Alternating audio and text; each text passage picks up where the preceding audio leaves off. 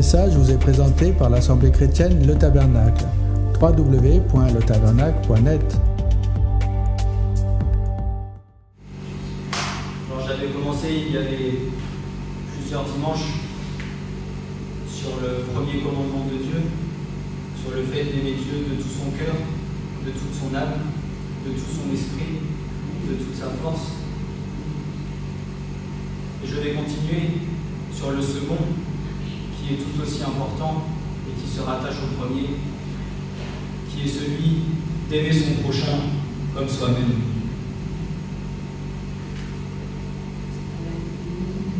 Amen.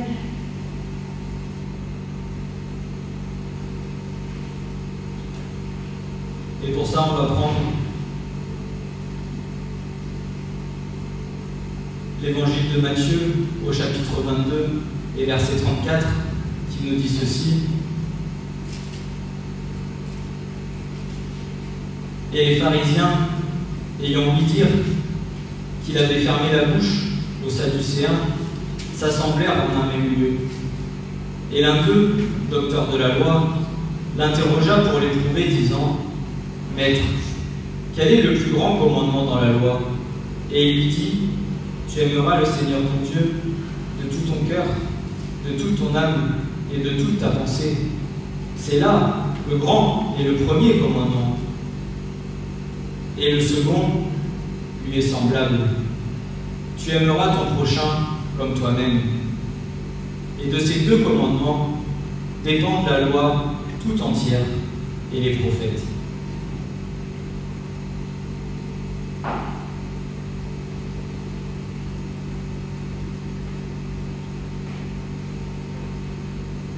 Et la première fois que j'avais entendu un enseignement sur le fait d'aimer son prochain comme soi-même, la première question que l'on m'avait posée était la suivante : mais toi, t'aimes-tu ?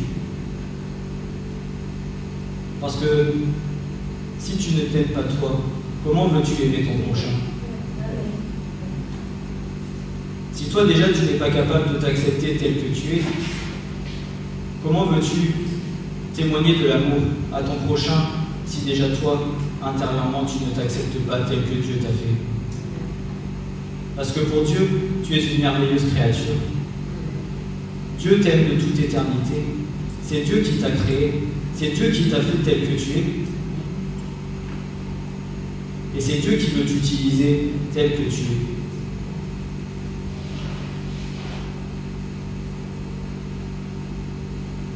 Et moi, le premier, au moment où le Seigneur a touché ma vie, je ne m'acceptais pas tel que j'étais. Je ne m'aimais pas. Je ne comprenais pas pourquoi j'étais sur cette terre. Et le seul qui a su me donner la réponse, ça a été le Seigneur. Lorsque le Seigneur a touché ma vie, c'est là que j'ai compris pourquoi Dieu m'avait créé.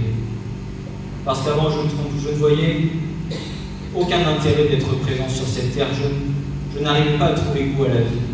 Et le seul qui a su me le donner, c'est le Christ. Mais il a fallu qu'il travaille mon cœur. Il a fallu qu'il m'aide à m'accepter tel que j'étais. Parce que bien souvent, il y a des choses avec lesquelles nous avons du mal en nous-mêmes. Parce que je le redis, et je l'ai déjà dit beaucoup, le plus grand combat que nous avons premièrement, c'est contre nous-mêmes.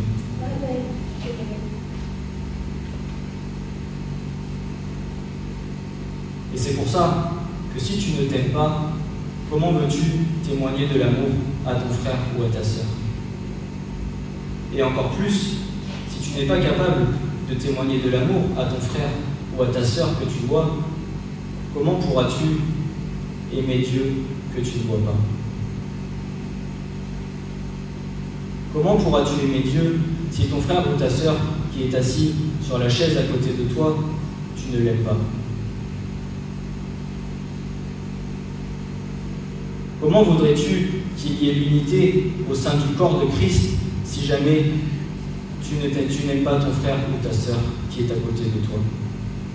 Comment veux-tu qu'il y ait cette unité dans le corps que le Christ désire dans toute son Église? Vous savez, parfois, frère ou la sœur que le Seigneur va mettre à côté de toi, avec qui tu auras parfois des discordes, ce sera peut-être justement pour travailler ton cœur à toi.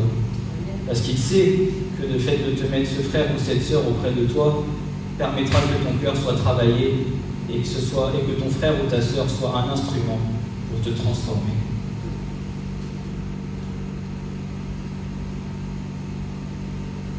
Comme le maçon qui va monter le mur, lorsque la pierre ne rentre pas pour pouvoir monter la forteresse, il va devoir prendre la pioche et venir tailler, enlever les petits morceaux qui ne vont pas pour que la pierre puisse rentrer dans le mur. Il en est pour chacun d'entre nous. Nous tous qui formons le corps de Christ, parfois le Seigneur a besoin de nous raboter pour que, ensemble, nous formions le corps parfait. Amen. Mais avant cela, il faut un peu raboter. Avant ça, il faut travailler le cœur. Et même si parfois tu es agacé par ton frère ou par ta sœur, peut-être que dans quelques temps, tu diras merci Seigneur de l'avoir mis sur ma route parce qu'il m'a transformé. Amen.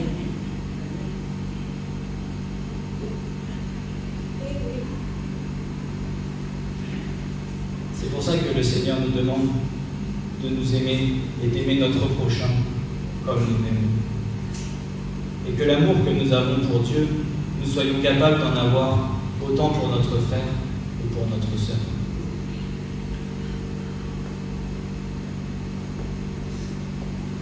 Puisque la parole de Dieu le dit,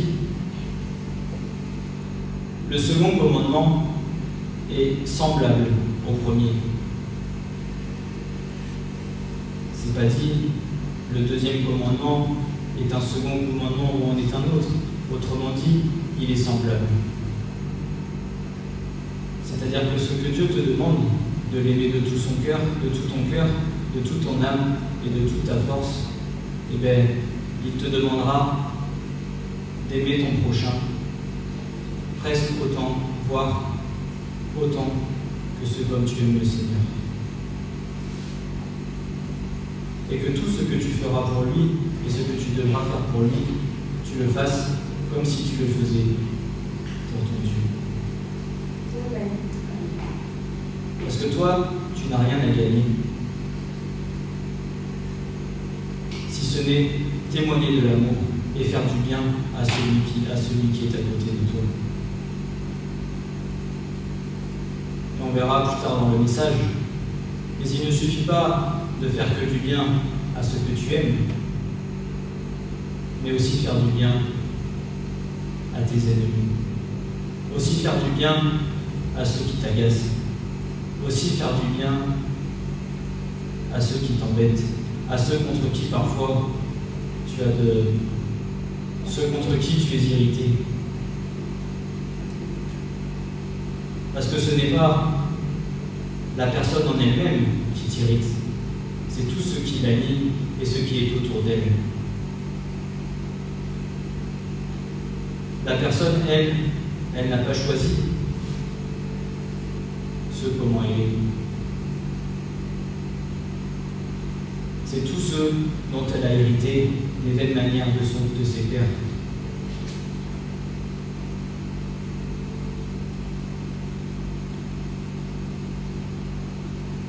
Et je sais que ce que je vous dis est difficile. Vous devez vous dire, c'est facile de le dire, mais est-ce que toi tu es capable de le faire? Je vous le dis parfois, je n'y arrive pas. Mais pourtant, le Seigneur nous demande de pouvoir être capable d'arriver à ce que sa parole nous demande.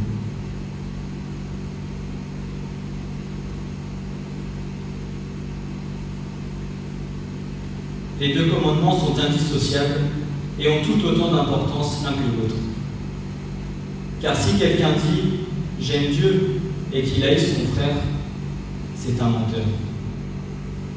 Car celui qui n'aime pas son frère et qui croit, comment peut-il aimer Dieu qu'il ne voit pas? Et nous avons de lui ce commandement, que celui qui aime Dieu aime aussi son frère. 1 Jean 4, versets 20 et 21. Les exigences du second commandement sont à la vérité un peu moindres, mais n'en est pas moins d'une prodigieuse élévation. Tu aimeras ton prochain comme toi-même. Et d'abord, qui dois-je aimer? Mon prochain. Par le mot prochain, nous devons entendre premièrement toute personne qui vit auprès de nous. Notre prochain n'est pas seulement ton frère ou ta sœur au sein du corps de Christ. Ton prochain est toute personne habitant dans ce monde.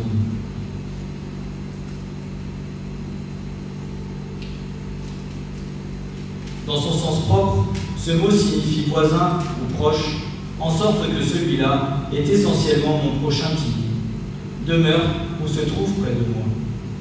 Ainsi, par exemple, le pauvre blessé, gisant à demi-mot sur le chemin de Jéricho, était le prochain du bon samaritain et avait droit à sa compassion par le seul fait qu'il se trouvait sur sa route.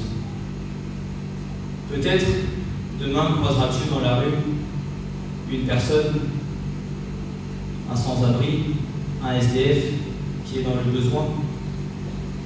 Celui-là, tu dois l'aimer autant que ton mari, autant que tes enfants, autant que ton frère, autant que ta sœur.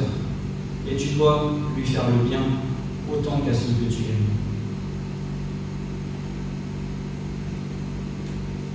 Il nous faut tous aimer notre prochain. Peut-être est-il riche tandis que tu es pauvre. Peut-être son habitation s'élève-t-elle à côté de ton humble chaumière.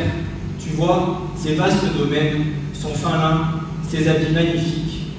Le même Dieu qui lui a donné ses biens a jugé de te les refuser. C'est pourquoi ne convoite pas ses richesses et ne nourris pas dans ton cœur aucune pensée amère à son égard. Car celui qui calomnie en secret son prochain, je le détruirai, et celui qui a les yeux hautains et le cœur orgueilleux, je ne le supporterai pas. Psaume 101, verset 5. Ne regarde pas à ce que Dieu a pu donner à ton prochain. Ne regarde pas à tout ce qu'il peut avoir. Ne suscite pas dans ton cœur de la jalousie.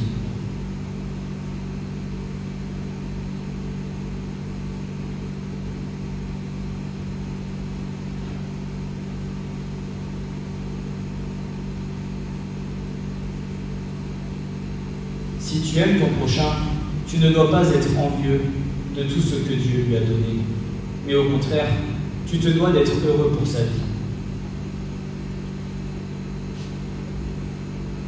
Ne suscite pas dans ton cœur de la jalousie, parce que tu vas avoir de l'amertume, des mauvaises racines qui vont pousser dans ton cœur. Et l'ennemi pourra se servir de cela pour créer la division entre toi et ton prochain. Vous savez, parfois, il y a des situations où nous allons nous dire « Mais purée Seigneur, pourquoi est-ce que tu donnes ça ou ça à mon frère ou à ma sœur? Pourquoi est-ce que moi tu ne me le donnes pas ?» Sais-tu que peut-être, si le Seigneur te donnait ce qu'il a donné à ton prochain, peut-être toi tu ne le supporterais pas, ou peut-être cette chose-là te détournerait de Dieu. Dieu sait toutes choses. Amen. Dieu sait tout ce qu'il doit te donner et tout ce qu'il ne doit pas te donner. Amen.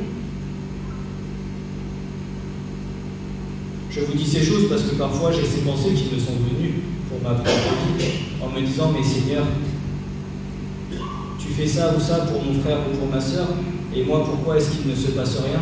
Pourquoi est-ce que moi je n'ai pas droit à ces choses? Mais peut-être que ces choses-là, pour moi, elles ne sont pas bonnes. Dieu sait exactement ce qui est bon pour nous. Un jour, on se disait avec mon épouse, pourquoi Seigneur, est-ce que tu nous donnes toujours juste ce qu'il nous faut pour vivre? Et après réflexion, après avoir posé mon cerveau, je me dis, peut-être Seigneur que si tu me donnais trop, peut-être que cela me détournerait de toi et que du coup, cela m'empêcherait de me consacrer entièrement à toi. Le Seigneur a toujours pourvu à tous nos besoins, mais dans la juste limite. Et peut-être avec d'autres, il fera autrement, mais parce que eux sont capables de gérer ces choses-là. Mais ce n'est pas pour autant que tu dois être envieux de ce qu'a ton frère ou de ce qu'a ta sœur. Au contraire, tu dois te réjouir de ce que Dieu fait pour eux. Et tu dois dire « Merci Seigneur, parce que tu les bénis. »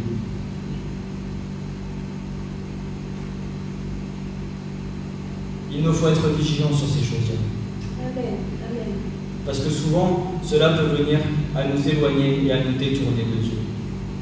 Parce que toute l'amertume que nous allons susciter par nous-mêmes dans nos cœurs est une arme et pourrait être une arme pour l'ennemi pour nous détourner de Dieu. C'est une porte ouverte pour lui.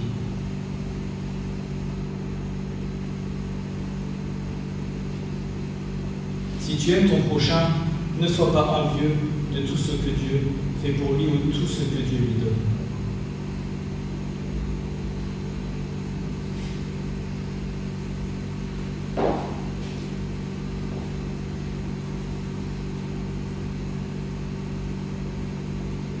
Sois content de tout ce que le Seigneur fait pour lui.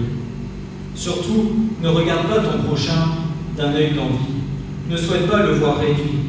Et si des gens sans principe ni conscience cherchaient à lui ravir ses biens, fût-ce même à ton profit, garde-toi de les aider ou de les soutenir en aucune manière. Aime ton prochain et alors tu ne saurais lui porter envie. Ne te persuade donc pas que tu vailles plus que lui.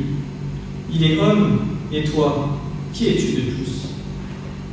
Il peut être un homme en haillons, mais un homme en haillons est toujours un homme, c'est-à-dire un être créé à l'image de Dieu.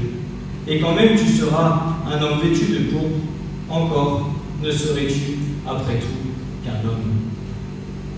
Peu importe ce que Dieu fera avec toi, peu importe l'élévation que tu auras dans la société, peu importe qui tu seras, la renommée que tu auras, tu n'es qu'un homme. Que tu sois chef d'entreprise, ou que tu sois femme de ménage, ou que tu sois SDF, ta valeur aux yeux de Dieu et notre valeur aux yeux de Dieu est la même pour tous. Amen. Parce que les richesses que nous avons ne sont pas sur cette terre. Les richesses que nous avons sont dans le royaume des cieux. Amen. Oui, nous travaillons pour subvenir aux besoins de nos familles. Oui, nous travaillons, oui, nous faisons les choses selon ce que le Seigneur nous demande de faire. Mais ce n'est pas ces choses-là qui ont la vraie valeur. La plus grande valeur, c'est l'amour.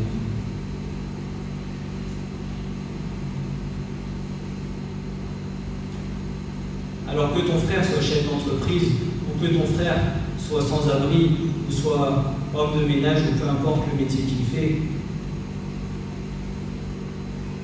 nous devons tous nous aimer de la même manière.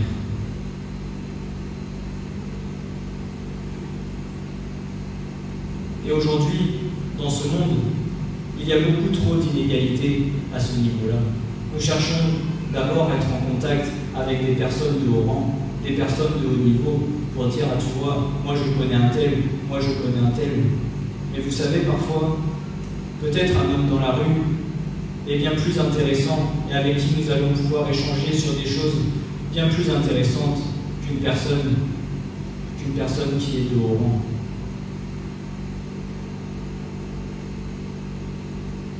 Ne nous fions pas aux apparences. Rappelez-vous toujours de ceci. Christ n'avait rien pour attirer le regard. Et pourtant, il était le Fils de Dieu.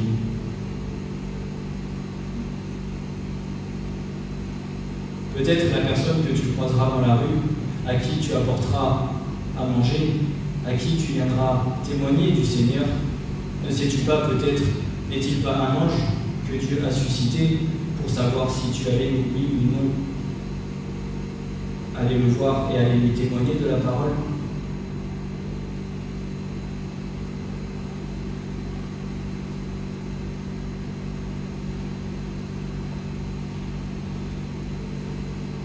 Ne demandons pas d'aimer ton prochain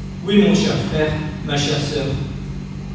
Aime ton prochain, je le répète, quoique sa religion soit autre que la tienne, tu dois l'aimer également, quoi qu'il te fasse concurrence et que ses intérêts soient opposés aux tiens. Amen. Amen.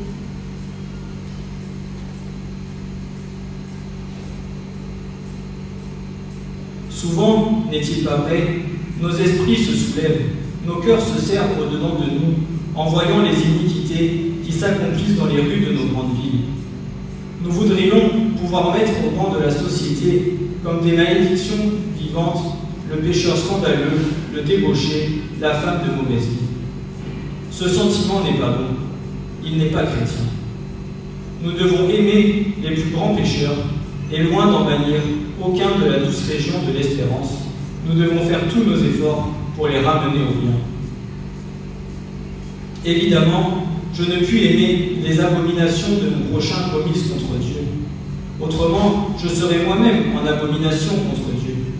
Je ne puis aimer son mensonge ou tout autre péché, autrement, je serais moi-même un homme faux. Néanmoins, je suis tenu de l'aimer, lui, personnellement. Et s'il m'a fait du mal, je ne dois nourrir à son égard aucun désir de vengeance, aucune pensée de ressentiment, mais comme je souhaite que Dieu me pardonne, ainsi je dois lui pardonner. Amen.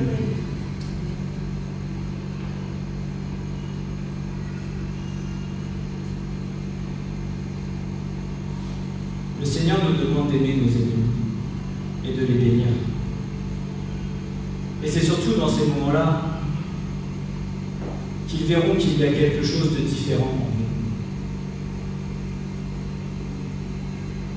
Parce que lorsque dans le monde, quelqu'un va venir faire du mal à son prochain, bien souvent, quel désir y a-t-il dans le cœur de celui qui a subi la chose, si ce n'est de se venger? Alors que toi, que vas-tu faire? Tu vas prier et tu vas dire: Seigneur, pardonne-lui, il ne sait pas ce qu'il fait. Pourquoi? Parce que c'est ce qui l'anime qui suscite ces choses-là en lui. Ce n'est pas forcément lui qui désire agir de cette manière-là, mais c'est ce qui l'anime qui fait qu'il agit ainsi.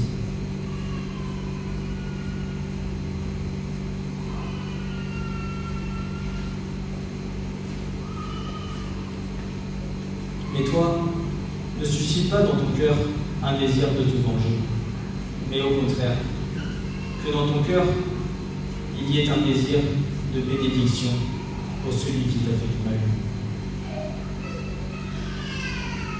Et c'est dans ces moments-là que ton prochain et que celui du monde extérieur pourra voir la lumière de Christ qui est en toi. Parce qu'il se dira: mais cette personne n'agit pas comme les autres. Pourquoi? Et c'est là qu'il pourra se passer quelque chose dans le cœur. Je vous dis ces choses parce qu'un jour cela m'est arrivé, pas forcément dans ce genre de situation, mais il y avait une situation qui se passait mal et j'ai réagi, moi, de la manière dont le Seigneur m'avait appris. Et la personne à côté m'a dit: mais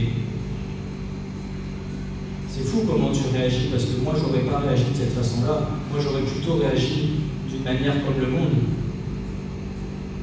Et à ce moment-là, c'est une porte ouverte pour pouvoir témoigner de Dieu.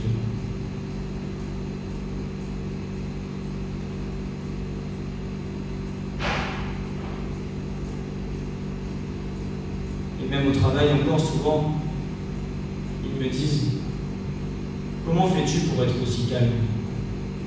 Comment fais-tu pour ne pas t'agacer contre ton patron, contre ton supérieur?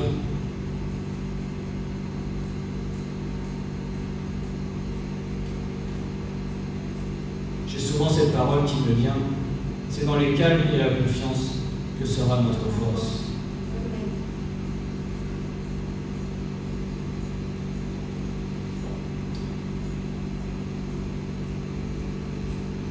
Et le fait de ne pas s'énerver, le fait que la chair ne soit pas manifestée dans certaines situations, cela vient aussi à interpeller celui qui cherche souvent à nous énerver.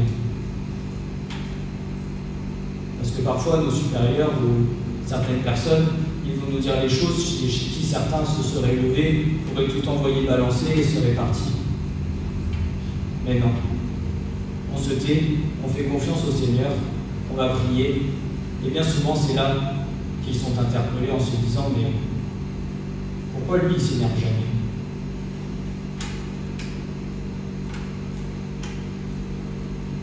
Vous savez, parfois il n'y a pas besoin de parler pour témoigner de Dieu.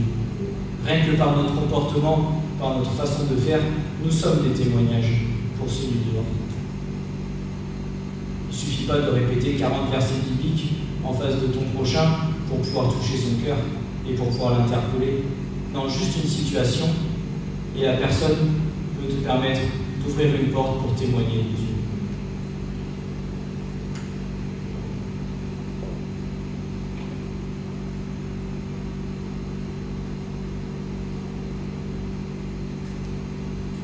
Mais il faut que tu aies la maîtrise de toi-même. Il faut que tu aies la patience. Il faut que tu aies les fruits de l'esprit.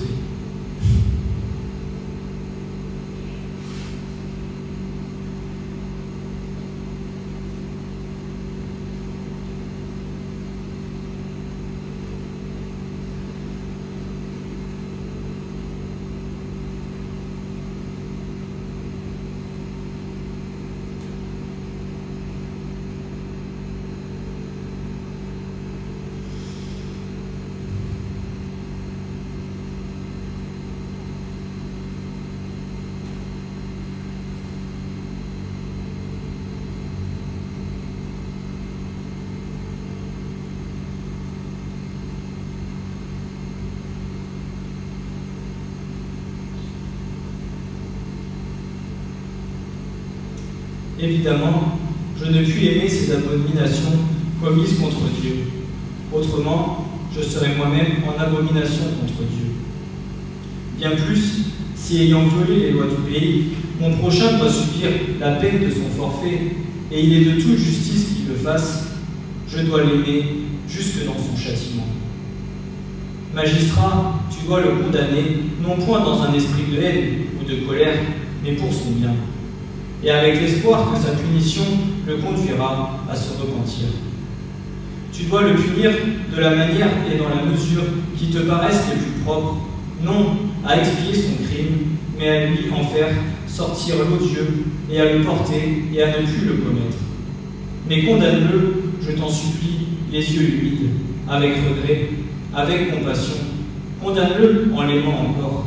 Et quand il est jeté dans un cachot, veille à ce que ses geôliers ne lui fassent pas subir de traitements inhumains. Car souviens-toi que si la fermeté et la sévérité sont indispensables dans la discipline des prisons, il ne faut pas qu'elles soient excessives, de peur qu'elles ne dégénèrent en cruauté et qu'au lieu d'être utiles, elles ne deviennent criminelles.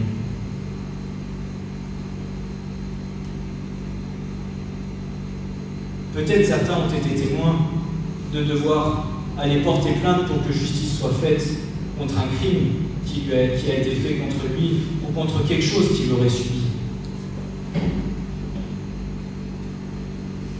Mais ce que le Seigneur te demande, c'est que même envers ces personnes-là qui t'ont fait le plus grand mal, le Seigneur te demande de les aimer.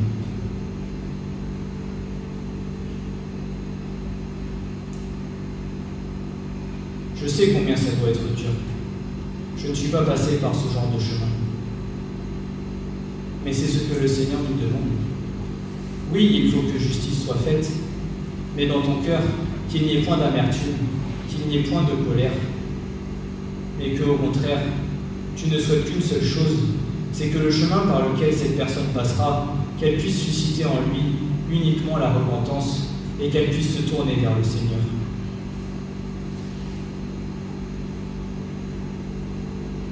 Regardez Lazare à la croix. Pas Lazare, pardon. Le larron à la croix, excusez-moi. Le larron à la croix, qui avait été puni pour ses fautes, qui a simplement dit « Je sais que tu es Jésus-Christ ». Et eh bien lui a été sauvé. Parce que Christ avait autant d'amour pour lui qu'il en avait pour Pierre, qu'il en avait pour Jacques, qu'il en avait pour Jean, qu'il en avait pour tous ses apôtres.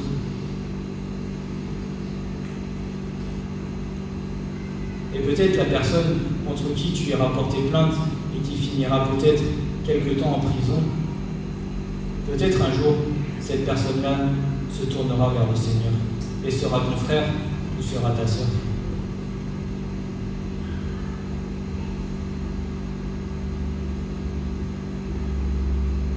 Le sujet d'aimer son prochain comme soi-même est vaste et grand. Mais il demande tellement de remise en question de soi-même.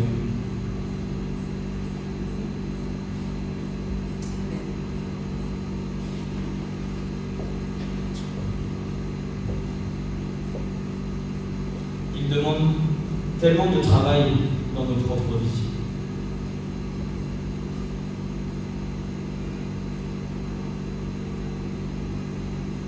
Et pour ma part, souvent, lorsque je peux être énervé, avoir de l'agacement ou alors même parfois être irrité contre mon prochain, ce que le Seigneur me remet souvent sur mon cœur, c'est « Et toi, qui étais-tu avant que tu me connaisses? Qui étais-tu avant que je vienne toucher ton cœur? Ne t'ai-je pas aimé comme je t'aime aujourd'hui? »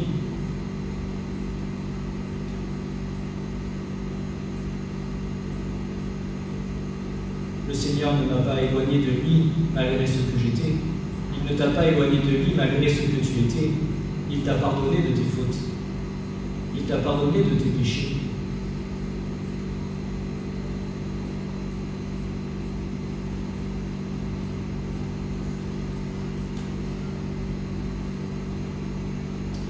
Oui, nous devons aimer notre semblable, alors même qu'il est enfoncé dans la boue et dégradé par le vice. Le commandement ne nous laisse aucune échappatoire. Il réclame notre amour en faveur de notre prochain, quel qu'il soit. Si donc, en me baissant vers lui, je puis espérer le relever en quelque mesure et réveiller dans son âme ne fût-ce qu'une faible lueur de dignité morale, je pêche si je ne le fais point. Car le Seigneur m'ordonne de l'aimer comme nous nous aimons nous-mêmes. Même si ton frère ou ta sœur est au plus profond du trou par rapport à ses fautes, par rapport à ce qu'il est, ce que le Seigneur te demande, c'est de te mettre à son niveau, de te baisser et de l'aider à se relever. Tout comme nous, parfois dans la foi, quand nous sommes au plus bas, que nous n'en pouvons plus, que nous ne savons plus par quel chemin passer, qu'est-ce que fait le Seigneur? Ne vient-il pas à ton niveau tirer ta main, te relever pour te mettre debout? Il ne vient pas à te dire, là où tu es, c'est toi qui l'as choisi, c'est par ta faute, alors maintenant, reste-y. Non, si tu es capable de te repentir et de demander pardon, le Seigneur viendra et te relèvera. Amen. Amen. Il faut que nous ayons et que nous prenions conscience que tout ce que le Seigneur fait pour nous, il attend de nous que nous en fassions autant avec notre prochain.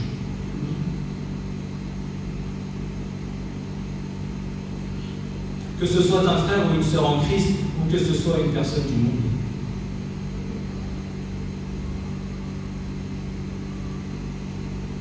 Et nous serons des instruments. Nous serons des instruments pour lui.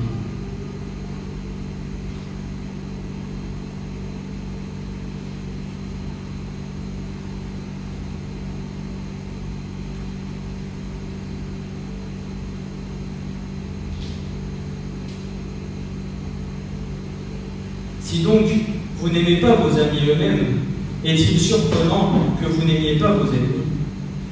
Que de familles, en effet, qui sont déchirées par des divisions intestines. Que de frères en guerre contre leurs frères, de proches contre leurs proches. La division n'est autre qu'un plaisir et un désir de l'ennemi dans cette fin des temps. Car il est plus facile de régner dans la division que de régner dans l'unité.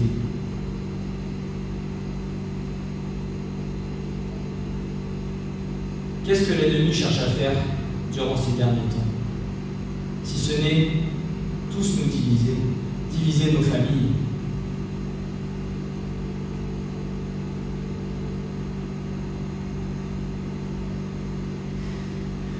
Si tout le monde aimait son prochain comme soi-même, si tout le monde était capable de pardonner comme Christ nous a pardonné, ne croyez-vous pas qu'il y aurait une réelle unité les uns envers les autres?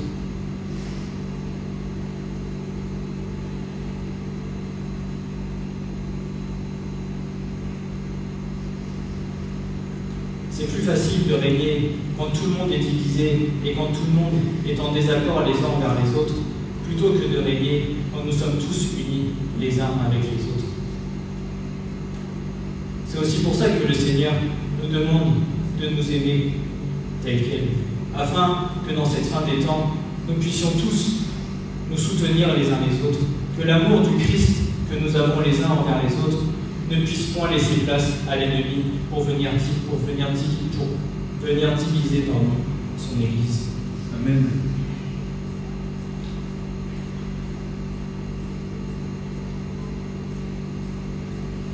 Nous arrivons dans des temps difficiles et il faut que le corps de Christ soit uni. N'aie point d'amertume envers ton frère, envers ta sœur, ne sois point irrité envers ton frère, envers ta sœur, mais aime-le pour ce qu'il est et regarde plutôt à la grandeur de ce que Christ a fait et au changement que Christ a fait dans sa vie, plutôt qu'à tout ce qu'il reste encore à changer.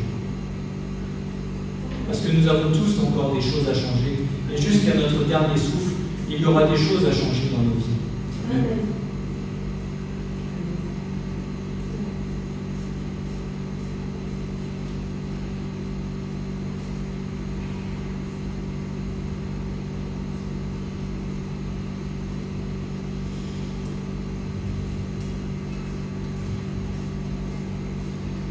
Si vous n'aimez pas ceux de votre famille, vous êtes pire que des païens et que des infidèles. Comment donc, encore une fois, pourrait-on s'attendre à ce que vous pratiquiez dans toute étendue ce grand et solennel commandement « Tu aimeras ton prochain ». Mais que vous le pratiquiez ou non, il est important de l'annoncer sans ménager les oreilles susceptibles de cette génération rebelle et contredisante. Aussi, je tiens à le redire en termes aussi clairs que possible. La parole nous impose l'obligation d'abord d'honorer et d'aimer tous les hommes, simplement parce qu'ils sont hommes, puis d'aimer d'une façon particulière notre prochain, nos connaissances, toute personne en un mot avec laquelle nous sommes en rapport, et cela non point à cause de sa position sociale ou en raison de ses qualités, mais simplement parce qu'elle est notre prochain et parce que Dieu nous a dit « Tu aimeras ton prochain comme toi-même ». Oui, je dois l'aimer. Le mot est fort, j'en conviens, mais celui dont le Sauveur a fait usage par conséquent, on ne le saurait le remplacer. Eh bien, dira quelqu'un, à tout prendre, je crois que j'obéis à ce commandement. Je ne parle de personne en termes malveillants. Je n'ai jamais nui que je sache à la réputation de qui que ce soit. J'évite soigneusement de faire du tort à mes voisins ou à mon prochain, même dans les affaires d'intérêt. Je veille à ce que l'esprit avide n'étouffe pas en moi l'esprit de charité. Je cherche à être juste et droit envers tout le monde. Mais il ne suffit pas que tu puisses dire « Je ne haïs point mon prochain ». Il ne suffit pas que tu dises « Je n'ai rien contre lui, je ne lui en veux pas de quoi que ce soit ». Le Seigneur te demande de l'aimer dans ton cœur.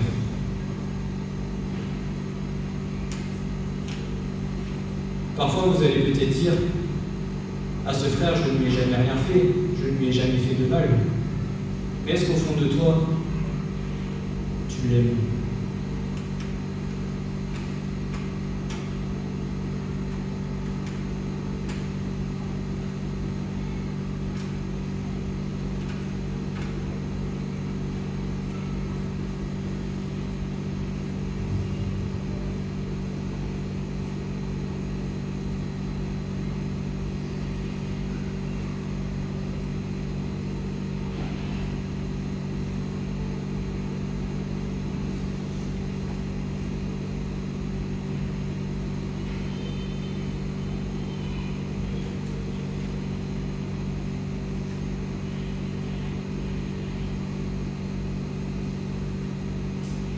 on va prendre le passage de 1 Jean 3, versets 11 à 20.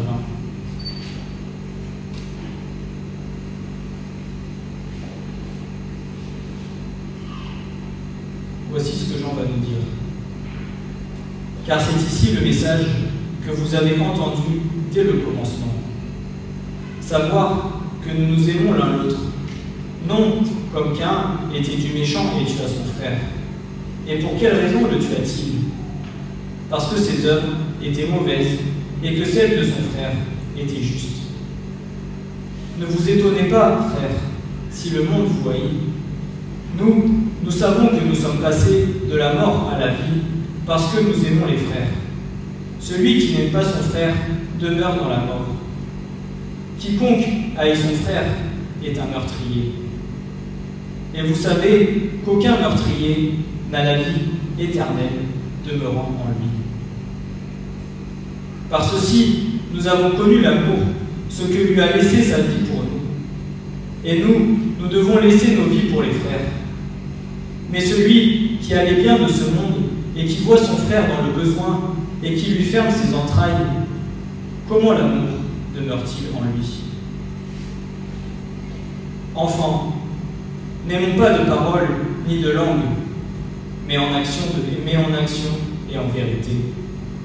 Et par ceci, nous saurons que nous sommes de la vérité et nous assurerons nos cœurs devant lui. Que si notre cœur nous condamne, Dieu est plus grand que notre cœur et il sait toutes choses. Mais il y a plus. Tu es tenu d'aimer ton prochain.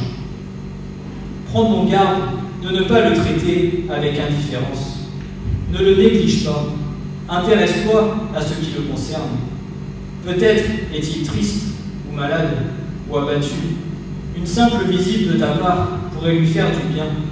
Mais quoi qu'il habite près de ta demeure, il ne t'envoie pas chercher, car il dit « Je ne veux importuner personne ». Il nous faut aussi observer notre prochain. Parfois, certains ne diront rien. Mais si nous avons du discernement, selon le comportement de chacun, nous verrons si oui ou non il a besoin de réconfort, si oui ou non il a besoin de parler, si oui ou non il a besoin de soutien.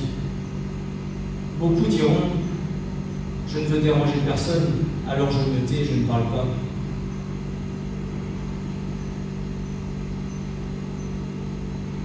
Souvent, il m'est arrivé de voir, même chez mes collègues, d'observer qu'il y avait quelque chose qui faisait qu'ils n'étaient pas bien. Je suis allé les voir et je leur dis « Tu es sûr que ça va ?» Et là, vous tendez la perche et là, souvent, ça craque. Vous avez les sanglots qui viennent et cela leur permet de pouvoir évacuer et de pouvoir dire les choses. Et nous, derrière, quel est notre rôle? Eh bien, c'est de prier pour ces personnes.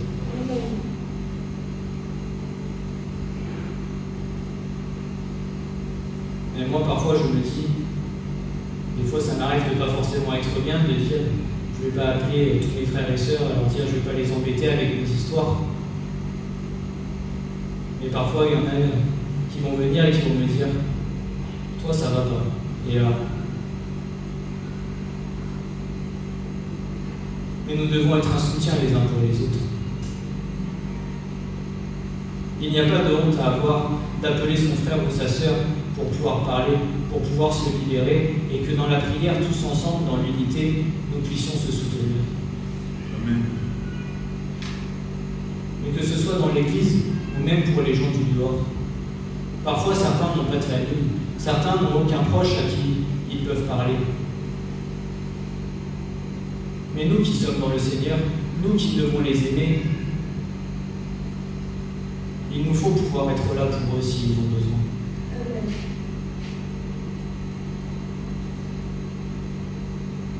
Et c'est aussi à ce moment-là que nous pourrons être un témoignage pour le Seigneur. Il m'est déjà arrivé de pouvoir dire quelqu'un qui me témoignait de son conjoint qui n'était pas bien ou de sa conjointe qui n'était pas bien, je lui ai dit « Est-ce que tu voudrais que je vienne et que je prie pour vous ?»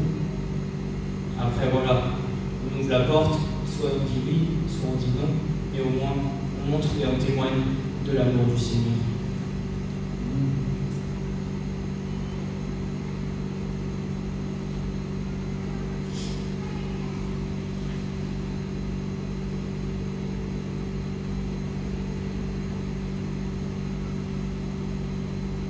C'est donc à toi, à nous qu'il appartient, de rechercher et de discerner les douleurs de ton frère ou de ta sœur. Les personnes les plus dignes d'égard sont celles qui en sollicitent le moins. La pauvreté, le plus digne de respect, est celle qui ne demande pas la piété. N'attends pas que l'on vienne t'informer de la détresse de tes voisins, de ton frère ou de ta sœur, mais sois le premier à la découvrir, et autant qu'il te sera possible, viens en aide à chacun selon ses besoins. Et lorsque tu vas voir le pauvre dans sa demeure, ne prends pas cet air de condescence hautaine qui revêt trop souvent la charité. Vas-y non comme si tu étais quelqu'un, créature d'un ordre supérieur, qui se prépare à octroyer un bienfait, mais comme un frère qui vient s'acquitter envers son frère d'une dette à laquelle la nature et l'Évangile lui donnent des droits sacrés. Assieds-toi à son côté, parle-lui et témoigne-lui de l'affection. L'amour du prochain réduit aussi à néant tout péché qui ressemble à la convoitise, à l'envie ou à la malveillance. Il nous dispose en tout temps à rendre nos semblables toutes sortes de bons offices, à leur pardonner tout le mal qu'ils peuvent nous faire et à consentir même à leur servir en quelque sorte de marchepied, si par là nous pouvons leur prouver que nous sommes de vrais disciples du Seigneur Jésus.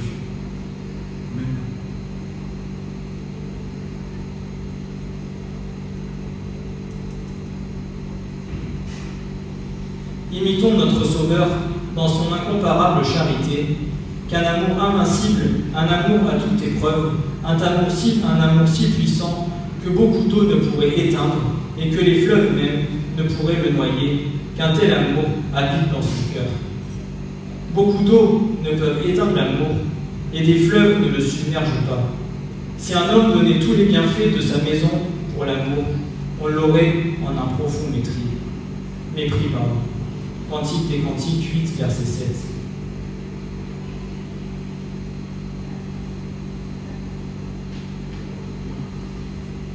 Tu peux aimer autant qu'il te plaira, mais à la condition que tu aimes ton prochain dans la même mesure. Ton bien-être, tes affaires, ta santé forment, je n'en doute pas, le principal objet de ta sollicitude. Tu ne négligeras rien, j'en suis parfaitement sûr, pour garnir ton nid d'un moelleux du lait, afin de le rendre aussi doux que possible. Il serait superflu, je le répète, de t'exhorter à chérir ta propre personne. Tu n'as rien à apprendre à cet égard. Comme donc tu t'aimes toi-même, ainsi aime ton prochain. Et n'oublie pas que ce mot est d'une largeur infinie. N'oublie pas qu'il embrasse tous les rangs de la société et qu'il comprend même ton compétiteur, ton ennemi, celui dont tu as le plus à te plaindre. Il comprend tous les hommes que tu côtoies.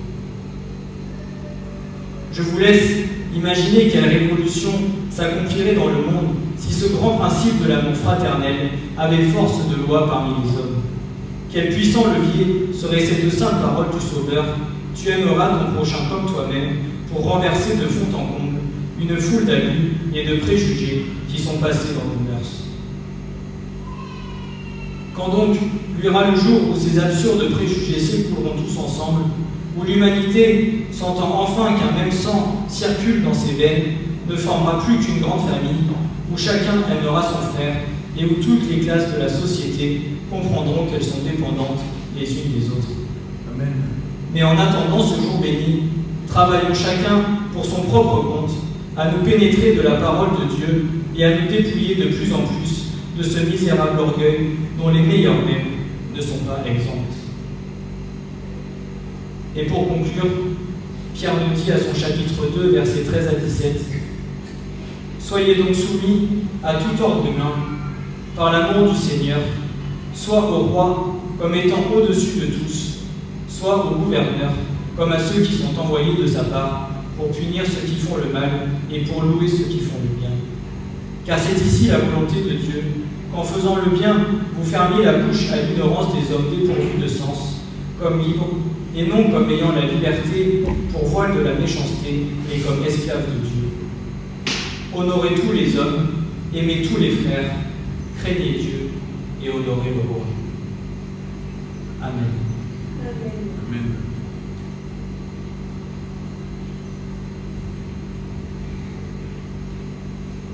C'est un long programme. Et pour moi aussi. Il y a beaucoup de choses que le Seigneur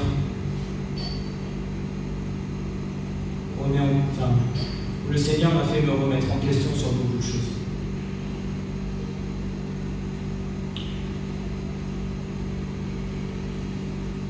Mais souvenez-vous, la seule chose qui demeurera jusqu'à la fin, c'est l'amour. Amen.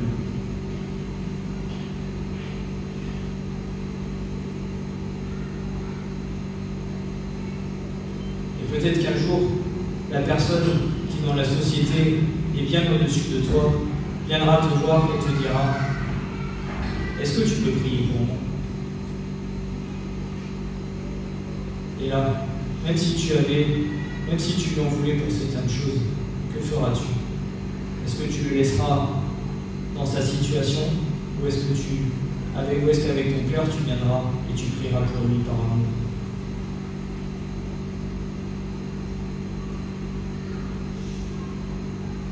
Nous ne connaissons pas les plans de Dieu. Nous ne savons pas comment Dieu peut nous utiliser.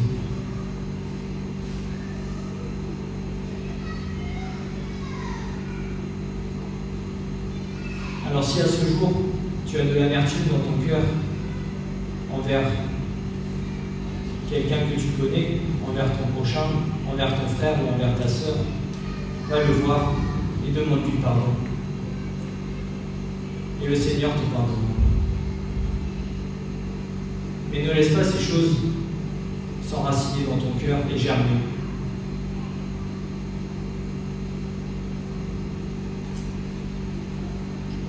Amen. Amen. Ce message vous a été présenté par l'Assemblée chrétienne Le Tabernacle. www.letabernacle.net